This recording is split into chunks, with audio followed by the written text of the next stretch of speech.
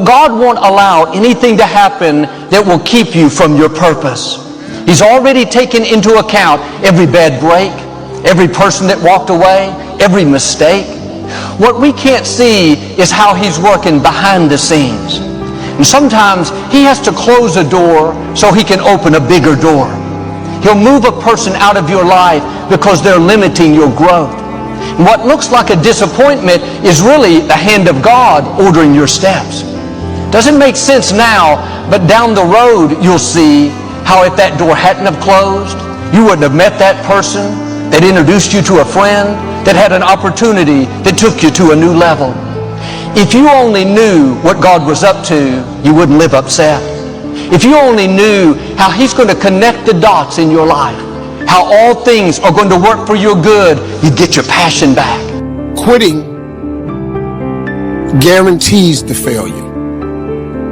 Once you quit, it rules out any chance of succeeding.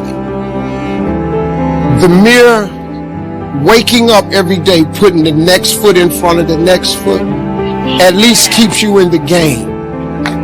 And if God is waking you up continually every morning, once God wakes you up, that's a sign from God that He ain't through with you yet.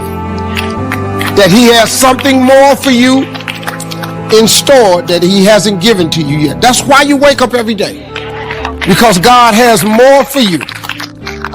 Now, all you got to do is understand that. Because look at this. The moment God is done, when you served your purpose here, you won't wake up.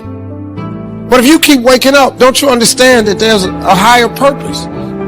There's another kind of instinct that you need to be on the lookout for. And this one is a liar.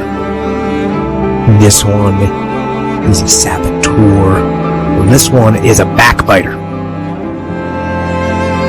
And like the devil himself, he's a shapeshifter. He's going to disguise himself and make you think he's got your best interest in mind. But he doesn't.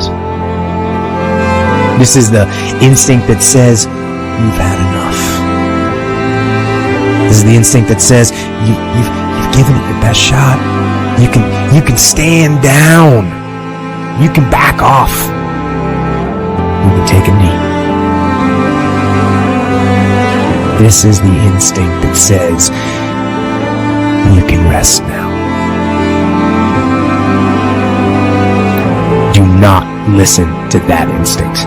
Do not listen. That instinct is a liar and wants to bring you down. That's the instinct that's a defense mechanism. It wants to give you an out, a place to run to, a little place of sympathy, an amnesty, a little place of amnesty where everything is forgiven, where all these failures can gather together in comfort and drown their sorrows in lies and in deception. And they tell each other. And they'll tell you, you did the best you could. No, they'll say the deck was stacked against you. And they'll say, it's not your fault. And they'll tell you, it's okay to stop. It's okay to settle. It's okay to give up. And that is the instinct you need to fight. You need to push back, to smash into the ground. Do not take the easy way out. Do not give up based on instinct. If you are forced to stand down, to retreat, so that you can rebuild and re-attack, so be it. But make that decision based on logic, not on the instinct of surrender and defeat. And you need to train that instinct. your instinct. Train it to say, get up, go, fight on. And if that is what if that becomes your fundamental reaction to adversity, if that becomes your gut instinct, then you will overcome just about anything that stands in your path. Get some help. Don't stop pursuing. We came here to create. We were created by the Creator to create. Do it now. Live with a sense of urgency. Be willing to change your approach. Get some help. Most people won't ask for help. Why? Because of pride. Pride cometh before fall. Because of ego edging God out.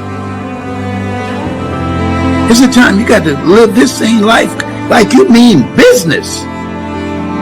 If you want to learn how to do something that you love from the comfort and safety of your home, seated at a computer, if you want to learn how to begin to maximize your potential, your greatness, and if you would like to be a part of a community of people who are going in the right direction, be around the right people and get the right coaching, make choices and ask yourself the question, is this going to bring the best out of me?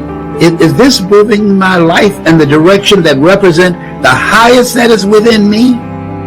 Or is this going to take me down a path at some point in time I will regret that I made this choice? Robert Frost, come forth, please. Two roads diverge in a yellow wood, and I selected the road less traveled by, and that has made all the difference. The road to life is straight and narrow, and few there be that find it, because few there be that are willing to be disciplined. Few there be that are willing to listen. Few there be that are coachable. Few there be that are willing to leverage the experiences of other people so they can maximize their impact in this thing called life. You can't tell them anything. There's nothing worse than arrogance and ignorance. People who think they know and they don't know. What is it that you're determined to do? That you are determined to accomplish? That you've been going at it again and again and again and you fail and now you're ready to quit, or you've already quit. I'm saying to you, come, Lazarus, come forth. Had to call him 3 times. Come on, you got the power to come out of there. Lazarus, didn't you hear me? You know something. People watch and say, I think Jerusalem Slim has lost it. He called him, we told him the man's dead. Yeah, there are a lot of people walking around with a lot of potential in them that's dead. Greatness in them, that's dead. Genius in them, that's dead. Abilities and talents that need to be resurrected, that's dead. Greatness and abilities to change the world that needs to be called forth 3 times. Have you had some setbacks and failures and you have convinced yourself it can't be done? No. Change your approach, but don't change your decision. Get some help. Because by changing your approach and getting some help, you can take your performance and your impact to another level. By getting the right help and the right coaching, you can live a life that will outlive you.